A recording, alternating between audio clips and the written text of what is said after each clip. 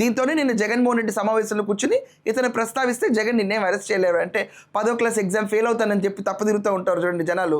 ఆ పిల్లల్ని తీసుకొచ్చి ఏం లేదు పాస్ అవుతాలేరా నువ్వు అని చెప్పినట్టు పాస్ అవుతాడో పెడతాడా? ఫెయిల్ అయితే ఫెయిల్ అవుతాడు.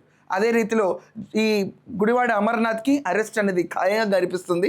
హోమ్ మినిస్టర్ గారు కూడా నేను మాట్లాడమంటే ఇది వేదిక కాదు, దీనికి ఖచ్చితంగా రెస్పాన్స్ ఇస్తాను, నేను ఖచ్చితంగా ఒక స్టర్న్ రిప్లై నా సైడ్ నుంచి ఉంటుందన్నారు. సో స్టర్న్ రిప్లై ఇతను అరెస్ట్ ఏమో అని చెప్పి విపరీతమైన ఊహాగానాలు అండ్ పోలీసులు నోటీసులు ప్రిపేర్ చేయటం, అరెస్ట్కి రంగం సిద్ధం అవటం మాత్రం వాస్తవంగా కనిపిస్తుంది. మహిళను గౌరవించడం అన్నది ఒక సంప్రదాయం, భారతీయ సంప్రదాయం. దాన్ని వదిలి ఇష్టానుసారంగా మాట్లాడుతున్నారంటే వాళ్ళు విజ్ఞప్తి వదిలేయాలి. చట్టం తన పని మాత్రం తను చేసుకుంటుంది.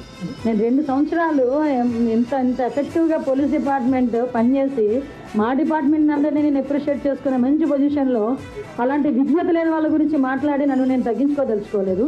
కానీ మాట్లాడతా, ఒక ప్లాట్ఫామ్ మీద మాట్లాడతా, కానీ ఇది కాదు ఆ ప్లాట్ఫామ్. సో ఎట్టకేళ్లకు గుడివాడ అమర్నాథ్కి జైలు జీవితం ఖరారు. ఇంతకీ జైలుకి వెళ్తే అక్కడ పరామర్శించడానికి ఈ జగన్మోహన్ రెడ్డి వస్తాడేమో. మహిళల పట్ల విలువ ఇదే. ఎవరైనా కూడా ఇలా హోమ్ మినిస్టర్ పైన అనుచిత వ్యాఖ్యలు ఇలాంటివి చేసిన తర్వాత ఆఖరికి ఇలా పార్టీలో ఇంకో మహిళ ఉండేది,